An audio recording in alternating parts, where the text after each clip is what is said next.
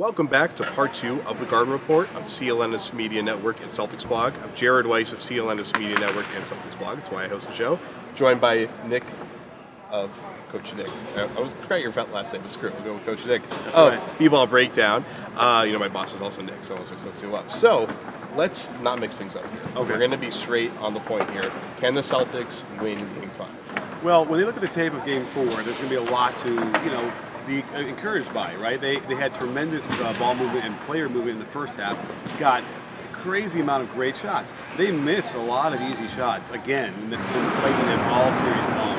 And so Brad Stevens is going to have to just shrug and be like, listen, guys, we can get the shots. It's just a question of can we get the rhythm and get the confidence to make them. And that should give them some, something to go on for Game 5 at home. So, yeah, there's things to look at that'll make them happy.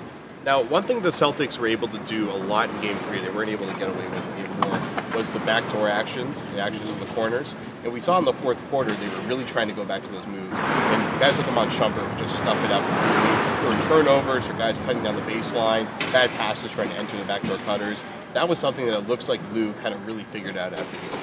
I mean, I guess when you increase the pressure, that's going to happen. They got tired. But Kelly Olynyk did not play until the very end of the fourth quarter, and he's the guy that really does those fake handoffs, and he can get to the basket, then he can slip passes, and it's a real mystery to me. Is there an answer to why Kelly Olynyk didn't play much in the fourth? So I was hoping to ask about that, didn't get a chance. But one thing I noticed, though, was so they were trying to switch in the fourth quarter on LeBron.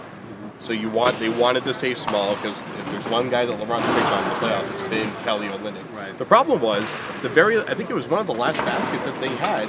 They tried to ice it, and they tried to have the defender go under with Kelly Olynyk, and Olynyk just looked completely lost out there. And he that type of defense wasn't working. Typical icing or just usual hedging on the side pick and roll wasn't working either. So I'm not really sure that they had it kind of completely figured out what their pick and roll defense was at the end of the game. Yeah. And I think they were kind of just so beaten up. I asked Avery Bradley about what Al Horford said to them in that huddle they had right around when I think it was when they were subbing Kelly Olynyk in, they were having that huddle. Right. And Horford was telling them, I know we're down by 11 points. We got 2.5 minutes left. We have to win this game one play at a time.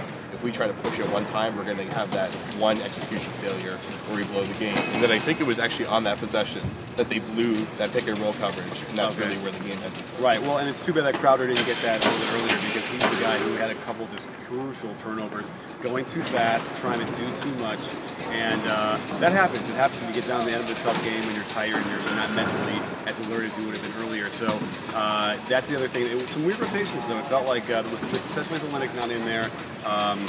Stevens going to have to figure out something else, and maybe, did Jerebko, did he give that same kind of spark? Probably not, right? But he wasn't bad.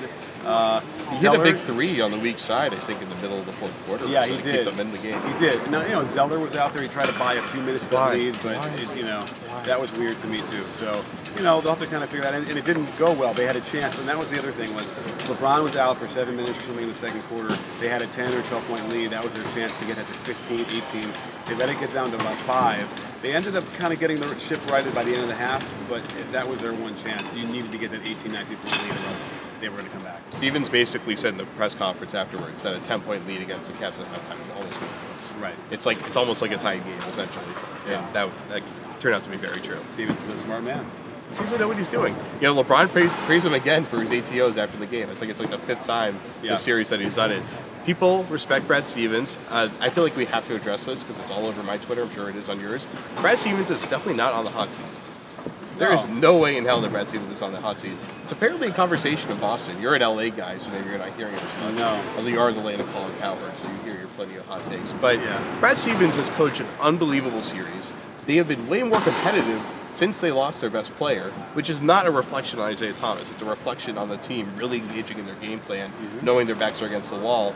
And, everybody has credited Stevens for the amount of adjustments he makes, not just between games, but during games. Right. And, the Zeller one failed. I feel like it fails every single time. But they made some adjustments in the first half that I thought really worked well. The way they were using kind of low post side-to-side actions, those worked really well. But at a certain point, KYRIE and LeBron scored on every possession. They couldn't get stops, even when they played good defense. They got beat by a more talented team. Yeah, and we talked about that before. It's like they need to be able to score. You're not going to stop them all the time. You're going to have to try and score and get that lead and then build a lead from there or have that cushion. They were running some triangle stuff. It looked like I was watching the Bulls from the 90s for a little bit there. It was a real pleasure to watch all the handoffs and all they were splitting off the low post. Beautiful stuff. It's just unfortunately they lost that magic. They lost it in the fourth quarter, and that's what they're going to have to find and maintain that, and they'll have a shot. I thought it was triangle stuff. I was like, I've never seen that before. That can't be right. But again, Stevens breaking out something you just haven't really seen before out of him. Yeah. You got to love it. So that'll be it for us here from Cleveland. We'll be back for Game 5 back in Boston. Coach Nick will head back to LA with some more amazing content on B-Ball Breakdown. Tell us where everybody can find you. Oh, it's easy. It's B-Ball Breakdown across the internets. We can go to .com, Twitter. We have a Snapchat. We got Instagram. We have T-shirts that are coming out. We got all sorts of stuff for B-Ball Breakdown. So you can find me pretty easily with a couple clicks of that button. Snapchat's where we get all the topless Coach Nick photos, I assume. Yeah, me and Draymond. And that's how we're going to end it here in Cleveland. Thank you very much, everyone that's been following us. We will see you after Game 5 in Boston on Thursday. I'm Jared Weiss, and this is the Garden Report on CLNS Media Network and Celtics Blog.